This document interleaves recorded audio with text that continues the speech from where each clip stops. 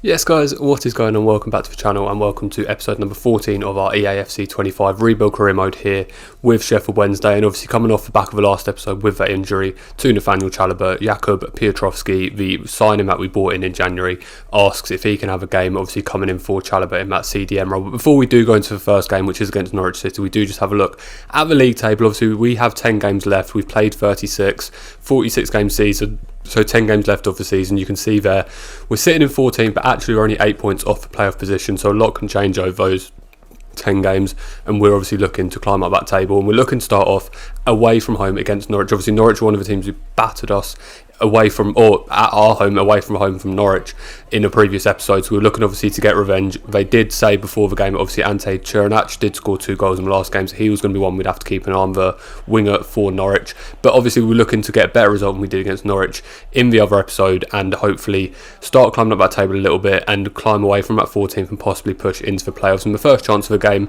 come for Jakub, obviously recently returned from injury, gets a good chance on his left foot, but unfortunately does drag it wide of the post, and we do get another chance just a couple of minutes later. Maxwell swings the ball in, Jakub goes over header, but unfortunately straight over the goalkeeper, not too much power in it, and it was an easy catch for Angus Gunn in the Norwich goal. But about 10 minutes later, Emilio Marcondes gets down the right hand side for Norwich, plays it into that man Černač, he gets the shot away, and somehow it just flies past, well, flies an overstatement, it dribbles past Pearce-Charles in the goal. And we've mentioned obviously how good Pearce-Charles has been for us over the course of this season, but he has, of recent episodes, had a couple of those little errors in him, to be fair, and those are ones obviously that we don't want to keep happening, and potentially is just his age and just a bit of inexperience and possible fatigue and stuff over the course of the season, so one we'll definitely have to keep an eye on. But obviously we want to come back from that, and we do manage to get a goal back through that man Jakub.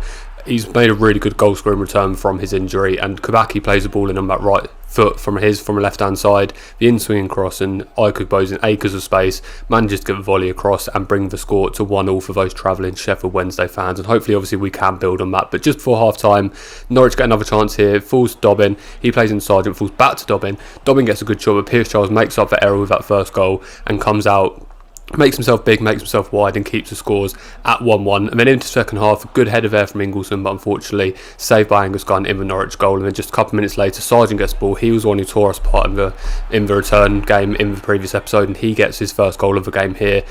Again, not a really powerful shot or anything like that, but in the corner, so decent enough for him, and obviously puts Norwich 2-1 up, and obviously we don't want to lose any more goals after that. But unfortunately it was Norwich who really stepped up the gas here. Dobbin down the left hand side, he finds Sargent once again, but luckily again for us, Pearce-Charles was there. It was fairly straight down his throat, to be fair, but a good save from Pearce-Charles, tip it over the crossbar. And from a resultant goal kick, we actually managed to get his chance here from Jamal Lowe. Jamal Lowe cuts down the right hand side, gets past the defender really easily, plays the ball into Jakub. Unfortunately, Angus Gunn did what Pearce-Charles did a couple of highlights ago, comes out, makes himself big, and manages to keep the ball out back of the net to keep the scores at 2-1. So although he's got one goal, Jakub, he's still obviously getting his feet back after that big injury layoff he had, and unfortunately he couldn't quite score there to bring the scores back level. But from a resultant corner, Jamal Lowe plays the ball in, it falls to my author, but unfortunately he headers the ball wide of the post and couldn't get it central. But we do make a change in the second half. Bailey Cadamateri comes on for Jakub. As we said in the last episode, we're still managing obviously Jakub's minutes out here, so although he scored, obviously we still want to get him to a safe return from injury for the long term. And unfortunately for us, Sargent manages to get his second goal just a couple of minutes before the end of the game. The ball fell to him. I thought it was offside initially, but unfortunately he wasn't, and he just puts that ball past Pearce-Charles and gives Norwich the 3-1 lead. So not as bad as the previous game against Norwich, but a defeat nonetheless, which we obviously weren't too happy about. And some even worse news is that Barry Bannon was out for 4 weeks with an injury, but fortunately Nathaniel Chalobah's injury was only a short-term one. He's back, and he's back in the starting lineup for the home game of the Still City derby against Sheffield United. And strap in for this game, because this game is a mad one, so make sure you watch this game all the way till the end, because you won't believe what happens. But obviously we got beaten in the away leg at Bramall Lane in the Still City derby, so obviously we're looking for a vengeance here. We lost obviously that last game against Norwich as well in that 3-1 defeat, so again we were looking to obviously get back to winning ways and not obviously fall further down the table and further away from those playoff positions. We wanted to climb up that table, although playoffs weren't really our aim at the start of the season. I think in the position we are now, we're still outsiders for it, admittedly, but I think we can at least push for it and possibly get into at least the top half of the table, possibly top 10 in the table, and then obviously next season we can build on that and obviously push on to try and get playoffs in the next season. But unfortunately, the Steel City derby got off to the worst start possible here. The ball falls to Hamer, he plays it in Tom Cannon. Tom Cannon finds loads of space in between the defence, and just 2 minutes into the game fires past Pierce Giles to give Sheffield United the 1-0 lead. Completely shuts up our supporters at Hillsborough.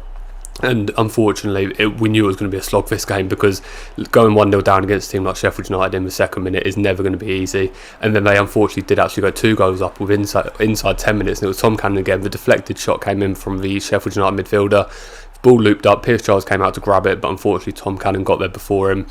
Heads the ball, nods it into the back of the net, and gets his second goal of the game and Sheffield United's second goal of the game. But we obviously wanted to come back fairly soon. Austin Hayward there, the youngster coming in for Barry Bannon due to his injury, gets a decent shot on his stronger left foot there, but unfortunately kept out by the Sheffield United goalkeeper. And then Sheffield United had a chance to make it 3 at this point. Brooks gets the shot away, but unfortunately for him, it just rattles the post and falls back to Pierce Giles' hands. So the scores do stay at 2-0, and we still had a chance at this point. But Sheffield United was still pushing. 10 minutes before half time, another shot by Brooks, saved down low by Pierce Giles, tips around the post for a corner, which obviously Gustavo Hamer will go and take. He's going to look to do the outswing cross with that right foot from the left hand side, swings it in, the ball falls to Axel Hodsmich. Unfortunately for him, keeper saves it. The second shot comes in, and again Pierce Giles gets down low to make the save. And then just before half time, Tom Cannon with the ball again, plays it into Caceres. And no, he didn't play into Caceres, he played it into someone else. Ball fell to Caceres on the edge of the box, and in an empty goal where Pierce Giles obviously dived for the initial shot, Caceres gets the ball in the back of the net, and we go into half time 3-0 down against Sheffield United in this Steel City derby, which is obviously a position we did not want to be in, and we wanted to come out strong in this second half. Get the shot away early doors from Austin Hayward there, but unfortunately on his weaker right foot it does go wide of the post, and obviously he's a youngster, he's still got room to develop, and on that right foot he just couldn't quite do the job. But Ikubo finds himself in space here on his left foot. You saw him drag one wide in the Norwich game in the last game we had, but fortunately for us he's learned from that, keeps it on target, keeps it under the keeper, and puts it away to get us at least 1 goal back and make the scores 3-1. So we're in a position where could potentially come back or at least get a second goal. But Sheffield United weren't going to go down, lying down. Another shot there from Burrows, fortunately hit the post, or no, didn't hit the post, hit the side netting for us, so fortunately did stay out the back of the net. And then 3 changes at the break. We knew we had to make some changes, and hopefully that would pay dividends for us. Ollie Scholes, a young left back, plays the ball in. Ikubo's there to head the ball in the back of the net, his second goal of the game, brings the score to 3-2, and we've got 15 minutes to try and find an equaliser in this game. And it was us who were pushing at this point. Obviously Sheffield United didn't want to lose this game, and we were the ones who were pushing all out to try and win this game. The ball falls to Jamal Lowe, unfortunately saved by the Sheffield United goalkeeper. Really good reactions, to be fair, from a goalkeeper. A decent shot from Jamal Lowe, but couldn't quite get it in the back of the net. But Tom Cannon got a good chance here to put the game to bed, make it 4-2 just a couple of minutes before the end of the game, but fortunately puts it wide. And then Nathaniel Chalobah, with a man returning from injury, finds Ikubo for his hat-trick. Unfortunately saves by the keeper, but the ball fell back, hit Jack Robinson, the Sheffield United defender, who puts it in the back of his own net, and we do get the equaliser in the dying seconds of this game. You can see the Sheffield Wednesday fans at Hillsborough absolutely buzzing with this one, and we went from 3-0 down at half time to drawing the game 3-3, which admittedly is not a win, but we'll definitely take a 3-3 draw from a position we were in against Sheffield United, so we'll definitely take that on. And then some even better news after that game was Alex Campbell had returned from injury. Similar to Ikubo's injury, he's not going to be back straight away. He's still got to obviously recover, but hopefully the next episode we'll at least see a little bit of Alex Campbell, and we'll get to see him going forward, because obviously he's been a really good player for us over the course of this save, and it'll be good to see the youngster back in the squad using his pace and his goal scoring and bringing us up that table. But we go into the final episode against Ipswich and against Liam Delap, who, as you saw, is the top scorer in the whole league at this point, so we knew we were going to have to try and keep him quiet, and we knew, especially away from home against Ipswich at Portman Road, it wasn't going to be an easy game. Obviously come down from the Premier League, and they've got some really good players, and Delap's obviously the spearhead of that team. But we got a good chance there from Ikubo, a decent header, but unfortunately wide of a post. And then 30 minutes into the game, Max Lowe, some unbelievable feet from left back, to be fair, cuts inside the defender, cuts inside, plays it into Ikubo. Ikubo gets a shot away with his right foot, and Ikubo, no doubt about him, the scoring form he's in, he curls it into the back of the net to bring us the 1-0 lead half an hour into the game. And as I say, we said a couple of episodes ago when we were looking at obviously the stats of the team about how little goal scorers we had, or how little goals we were scoring, and Aikougbo was going to be crucial when he came back from injury, and he's proved just that. He's got loads of goals ever since coming back from injury, and he hopefully will stay injury free for the rest of the season and bring up those goals to help bring us up the table. But unfortunately Ipswich did manage to get back to 1-0.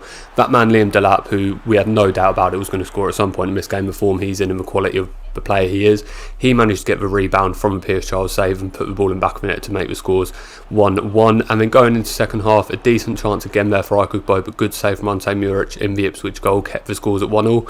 But it was us who were really pushing this game, which was actually really unexpected, I suppose. Ingleson gets a chance here, good save from Muric again in the Ipswich goal. But as I say, obviously Ipswich got much better players. They've got players like Liam Delap and Murray Hutchinson. Philogene down the left hand side was having an absolute blinder as well, but it was us who was pushing. The ball falls to Nathaniel Chalobah from the corner and he rattles one into the back of the net. Obviously he had that little injury layoff, recently returned in the last game, and obviously back in the squad again this game, and he fires that ball into the back of the net. Not been a regular goal scorer for us, but he'll definitely take that one to put us 2-1 up. And obviously the main aim of this one now was just keeping him front, but we weren't going to stop pushing. Jamal Lowe gets a chance here. That left foot of his unfortunately rattles the crossbar and couldn't quite keep the ball down. And then obviously Ipswich pushing at this point as well. Liam Delap gets a good shot, good save by Pierce Charles, and away out of danger to keep the score at 2-1. And then 20 minutes before the end of the game, again it fell to Delap. He looks to get the shot away. Pierce Charles came out early, made himself big, end up falling back to Nsisco. He plays it back to Sammy Smodics. Sammy Smodics plays it to Luongo, who plays it across to Kayust. Kayust plays it into Nsisco again, who gets the shot away, deflected, hits the crossbar, and loops into Pierce Charles' hands in a safe position to keep the scores at 2-1. And then Aikougbo gets another chance here on that left foot of his once again, and he wraps it underneath the goalkeeper to make that lead fairly unattainable at 3-1 with just 10 minutes left to go. And we do end up winning the game, which was a massive result for us. So 39 games in now, still in 14th place, 52 points, and unfortunately we're actually gone away from playoffs a little bit, 13 points left to go. But that's going to bring the episode to an end. As always, please like and subscribe to follow the journey. Please comment any suggestions or comments down below. Take care of yourselves, and I'll see you on the next one.